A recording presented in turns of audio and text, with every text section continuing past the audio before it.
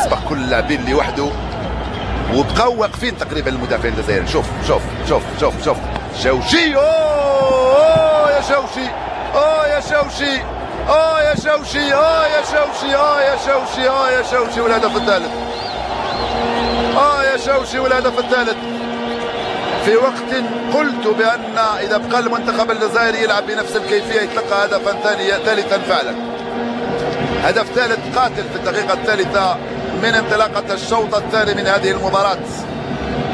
مش عارف اذا نشبه سيناريو هذه المباراه بسيناريو مباراه البارحه، نتمنى انه يتكرر نفس السيناريو، ولكن نشبهها في غرابه النتيجه نوعا ما.